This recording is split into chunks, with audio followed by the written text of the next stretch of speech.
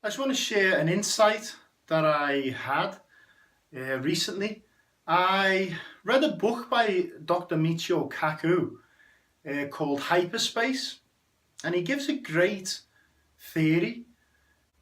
He says the higher the dimension, the simpler the laws of physics. And the way he explains it, he says if you have a piece of paper which is 2 dimensions, and you have a matchstick man on there, and his whole universe is 2-dimensional on the page. If you pulled him out into 3 dimensions, his mind could never in a million years imagine what he was seeing, okay? He couldn't even comprehend it. But the 3rd dimension is simpler than the 2 dimensions. An example of this, he said, if you have 2 armies battling out on flat ground, the advantage goes to whoever gets the 3rd dimension, the high point, because all of a sudden you're looking down, you see the whole thing, you see the picture, a clearer picture. So with that basis, if you go to the 4th dimension, again, because we live in 3D, it's pretty hard to imagine what the 4th dimension would be like, but he believes it would be simpler, more simple. And you would see more of the 3rd dimension, and so on and so on, so on and so forth. This also tied in to Drunvalo, I hope I pronounce his name right, Drunvalo Melchizedek, I think his name is. He was talking about the 3 bodies we have, which is Master Shah's teaching. We have a matter body, which Western medicine focuses on. We have a energy body, which traditional Chinese medicine focuses on. And Master Shah says we have a soul body, a light body, which is the emphasis of his teaching, which is soul over matter. Now, what Drunvalo says is each body gets simpler. And this is true. This is exactly what goes hand in glove with what Master Shah teaches. The physical body, the matter body, is very complex.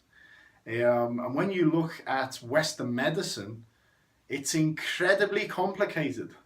Okay? So then you go to the energy body.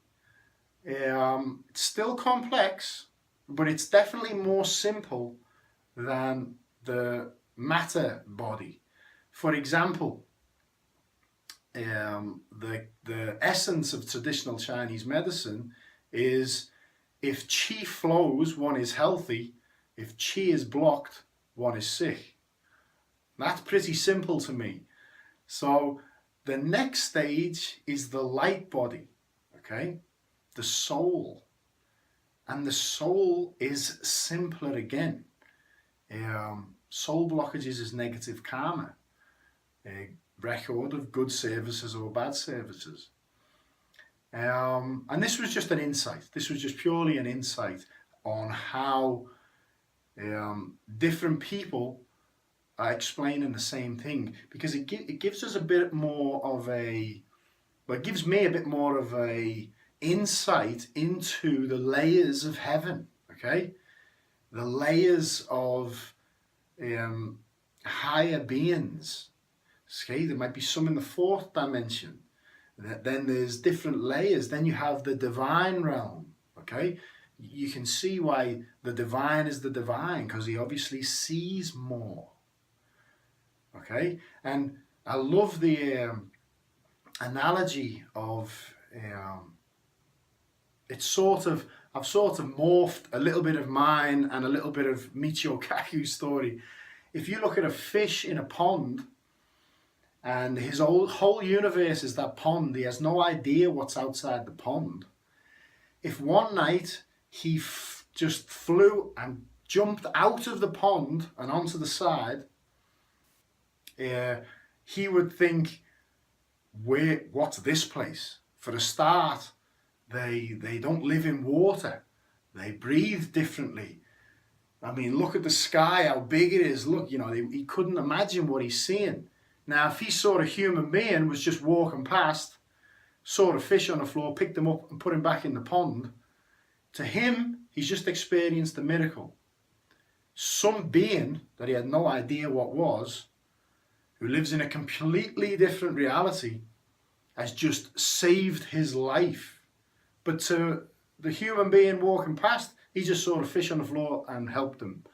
So this gives us an idea of the layers of souls, the beings and the different layers of heaven and celestial beings, and what they're capable of. I just thought I'd share that as a little insight that I've had, and maybe a little bit of food for thought. So thank you. Bye bye.